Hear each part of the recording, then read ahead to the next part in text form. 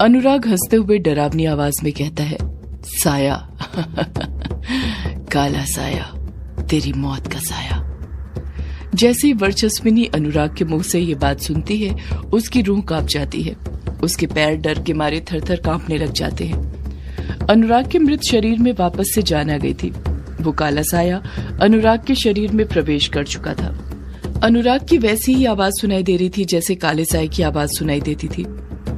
अनुराग वर्चस्विनी के पास जाते हुए कहता है, ब्लड मून की खूनी बारिश, काली शक्तियों का हूं मैं वारिस। ब्लड मून की खूनी बारिश, काली शक्तियों का हूं मैं वारिस।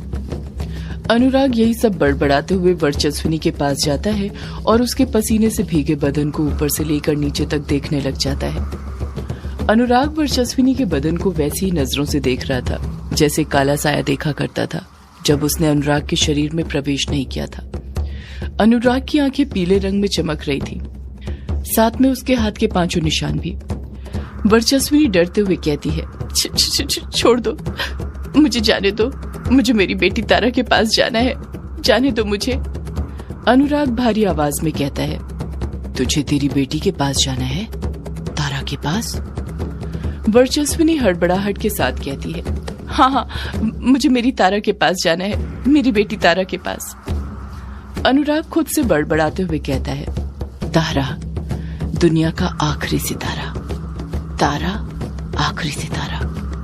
वर्चस्विनी के कुछ समझ नहीं आ रहा था कि अनुराग क्या बड़बड़ा रहा था। वो बस डर के मारे सहमी हुई थी। उसे डर था कि पता नहीं अनुराग कब क्या कर दे, इसलिए वो चुप बैठी रहती है, ज्यादा कुछ नहीं बोलती है। तारा का नाम बड़बड़ाते हुए अनुराग हंसने लग जाता है। उसके हंसने की आवाज ग्रेवयार्ड कोठी में गूंजने लग जाती है। ग्रेवयार्ड कोठी के ऊपर काले बादलों की संख्या और ज्यादा बढ़ गई थी।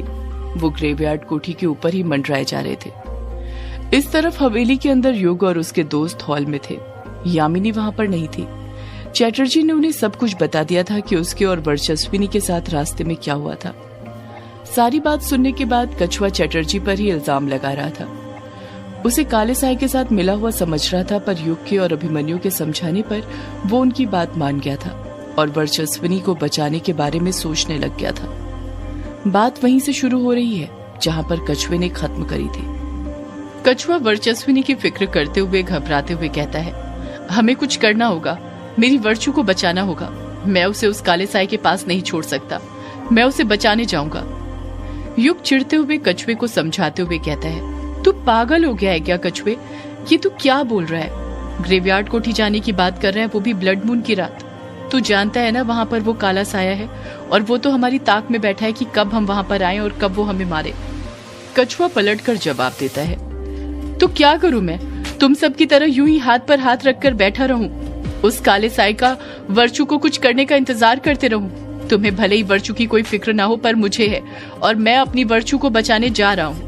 अभिमन्यु बीच में बोल पड़ता है, ऐसा नहीं है कछुए, जितनी फिक्र तुझे वर्चस्विनी जी की है उतनी ही हमें भी है, पर हमें कोई भी फैसला जल्दबाजी में नहीं लेना है। बहुत सोच समझ कर कदम उठाना पड़ेगा। हमारा उठाया एक गलत कदम हमें मौत की तरफ बढ़ा सकता है। कछुआ गुस्से से अपनी मुट्ठी भींचते हुए कहता है, मौत की तरफ कदम तो हमने उसी दिन बढ़ा दिया था जिस दिन युग ने ग्रेवयार्ड कोठी का गेट खोला था। ना युग वो गेट दोबारा खोलता, ना इतना सब कुछ होता। हमारे गांव में सब ठीक चल रहा था, पर युग के गेट खोलते ही सब कुछ बर्बाद हो गया। युग शर्म से अपना सिर नीचे झुका लेता है, क्योंकि वो जानता था कि ये जो कुछ भी हो रहा था उसकी गलतियों के कारण ही हो रहा था, जो उसने अनजाने में करी थी। ना वो ग्रेवयार्ड कोठी का गेट खोलता और ना इतना सब कुछ होता। कछुआ युग को और भला बुरा कहता उससे पहले ही कायर कछुए पर चिढ़ते हुए कहता है, कछुआ, अब तू युग को क्यों दोष दे रहा है? इसमें इसकी क्या गलती है? जो होना रहता है वो किसी न किसी तरीके से हो ही जाता है। अगर युग दरवाजा नहीं खोलता तो कोई और खोलता। होनी को कोई नहीं टाल सकता, खुद भगवान भी नहीं। कछुआ गुस्से से कायर को घूरते हुए कहता है, नहीं, गलती तो युग की ही है, समझा तू? कायर पलटकर कुछ कहता उससे पहले ही अभिमन्यु बोल पड़ता है, यार, ये वक्त एक दूसरे पर इल्जाम लगाने का नहीं है, बल्कि कुछ करने का है। हमें वर्चस्विनी जी को बचाना होगा। हमें कुछ सोचना होगा जिससे हम उस काले साये के शिकंजे से वर्चस्विनी जी को बचा सके। कछुआ फिर गुस्से के साथ बोलता है, तुम लोग ना यहाँ पर बैठकर सोचते रहो, लेकिन मैं तो जा रहा हूँ अपनी वर्चू को बचाने, और मैं उसे बचाकर ही रहूंगा। मैं अब और इंतजार नहीं करने वाला। पहले ही काफी देर हो गई है, मैं जा रहा हूं मैं। तारा भी वहीं पर खड़ी हुई थी, जो खामोशी के साथ सबकी बातें सुन रही थी। वो काफी देर से चुप थी। जब चैटर्जी उन्हें बता रहा था कि उस काले साए ने उसको और वर्चस्विनी को किस मायाजाल में फंसाया, तो वो एकटक नजर से चैटर्जी की आंखों में ही देख रही थी, जैसे अपनी शक्तियों से पता करने की कोशिश कर रही हो कि चैटर्जी सच बोल रहा था या झूठ। और तारा को पता चल गया था कि चैटर्जी एकदम सच बोल रहा था। वो उस काले साए के साथ मिला हुआ नहीं था। उसने जो किया था अनजाने में किया था, कुछ भी जानबूझकर नहीं किया था। देखते ही देखते तारा को भी वर्चस्विनी की फिक्र सताने लग जाती है। वो भी डरने लग जाती है। तारा को वर्चस्विनी की याद आने लग जाती है। उसे महसूस होने लग जाता है कि वर्चस्विनी किसी बहुत बड़ी मुसीबत में फंस गई थी। कछुआ अपने कदम आगे बढ़ाते हुए कहता है, अब मैं यहाँ पर तुम्हारे साथ रहकर और वक्त बर्बाद नहीं करूंगा। जा रहा हूं मैं अपनी वर्चू को बचाने के लिए। इतना कहकर कछुए ने अपना एक कदम आगे बढ़ाया ही था कि तभी तारा उसका हाथ पकड़ते हुए कहती है, मैं भी आपके साथ चलूंगी कछुआ अंकल, मुझे भी अपने साथ ले चलिए, मम्मा के पास जाना है। तारा के हाथ पकड़ते ही कछुआ वहीं पर रुक जाता है और तारा का हाथ छुड़ाते हुए कहता है, नहीं तारा, तुम मेरे साथ नहीं चल सकती, वहाँ खतरा है बेटा।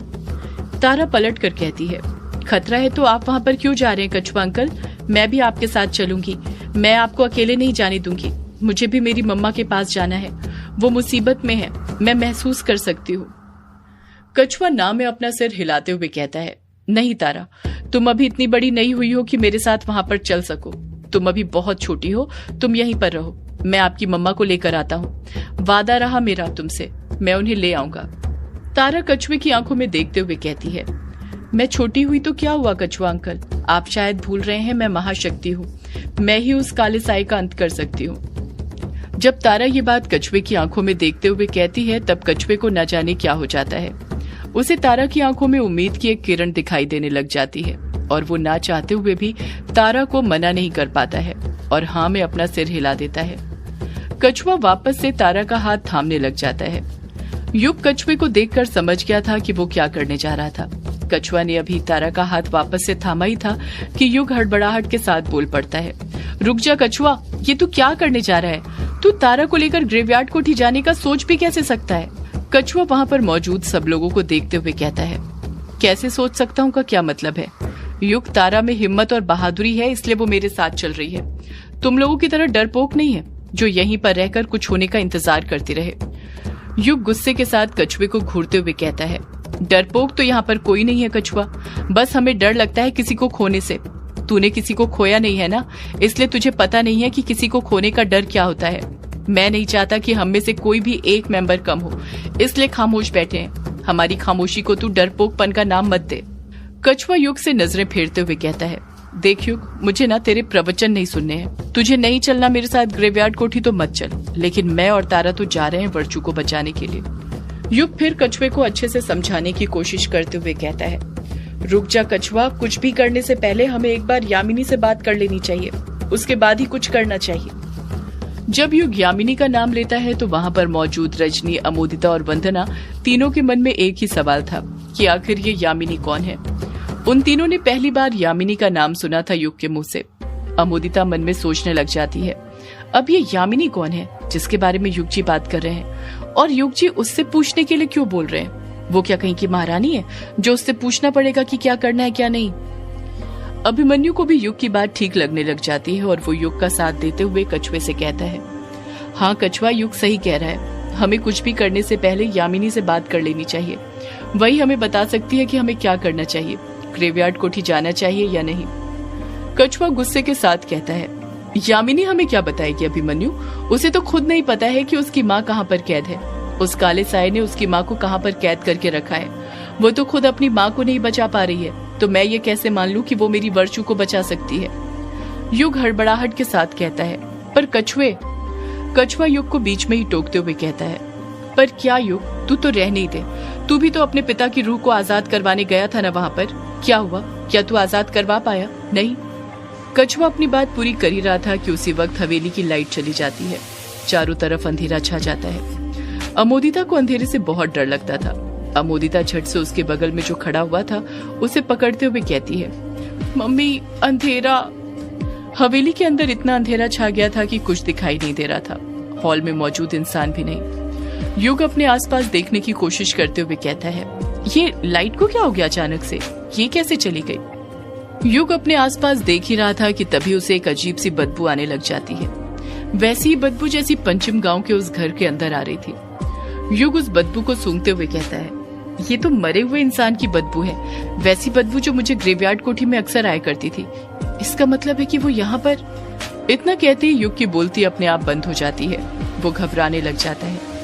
तारा अंधेरे में खड़ी हुई थी कि उसे वर्चस्विनी के पुकारने की आवाज सुनाई देती है। तारा, तारा बेटी, मेरी तारा बेटी। सिर्फ तारा को ही नहीं, वहाँ पर मौजूद सभी को वर्चस्विनी की आवाज सुनाई देती है और वर्चस्विनी के पुकारने की आवाज सुनकर सबकी सांसें एक पल के लिए थम सी जाती हैं। फिर से वर्चस्विनी के पुकारने की आवाज सुनाई देती है। तारा, मेरी तारा, आ तारा बेटी, अपनी मम्मा के पास आ जा, आ तारा बेटी। तारा वर्चस्विनी की आवाज को पहचानते हुए कहती है, ये तो मम्मा की आवाज है, मेरी मम्मा की आवाज, मम्मा आ गई। तारा जैसे ही वर्चस्विनी की आवाज को पहचानती है, हवेली की लाइट वापस से आ जाती है। जैसे लाइट गई ही इसलिए थी ताकि अंधेरे की खामोशी में तारा वर्चस्विनी की आवाज को अच्छे से सुनकर पहचान सके।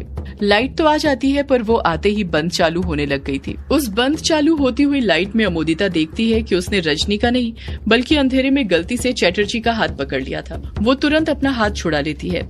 लाइट हर एक सेकंड में बंद चालू हो रही थी। वर्चस्विनी की आवाज सुनाई देती है, तारा बेटी, मेरी तारा, जल्दी आ मेरी बेटी।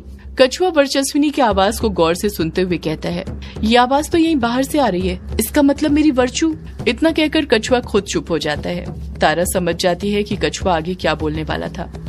तारा तुरंत हड़बड़ाहट के साथ बोलती है, मम्मा आ गई, मम्मा बाहर है, मुझे मम्मा के पास जाना है। युग झट से कहता है, नहीं तारा बेटी, तुम बाहर नहीं जा सकती। वर्चस्विनी की फिर से तारा को पुकारने की आवाज सुनाई देती है, तारा बेटी, मेरी तारा बेटी, तारा मेरे पास आ बेटी। कछुआ दरवाजे की तरफ अपने कदम बढ़ाते हुए कहता है, मैं आ रहा हूँ वर्चू, मैं आ रहा हूँ। इतना कहकर कछुए ने दरवाजे की तरफ 2-3 कदम ही बढ़ाए थे कि उसी वक्त युग उसका हाथ पकड़ता है और उसे पीछे खींचते हुए कहता है, रुक जा कछुआ, ये छलावा है। ऐसा छलावा वो काला साया पहले भी मेरे साथ कर चुका है, लगता है वो यहाँ पर आ गया है। जैसे ही युग ये बात बोलता है, वहाँ पर मौजूद सभी लोग डर से कांप जाते हैं। वर्चस्विनी की फिर से पुकारने की आवाज सुनाई देती है, तारा बेटी, मेरी तारा। तारा नम लहजे में कहती है, मम्मा, मम्मा। कछुआ वर्चस्विनी की आवाज को पहचानते हुए कहता है, वर्चू बाहर है, मुझे जाना होगा, मैं आ रहा हूँ, मैं आ रहा हूँ वर्चू। सदियों से है पुरानी ये है यक्षिणी की कहानी। यक्षिणी एक आग है, यक्षिणी तेरा ख्वाब है।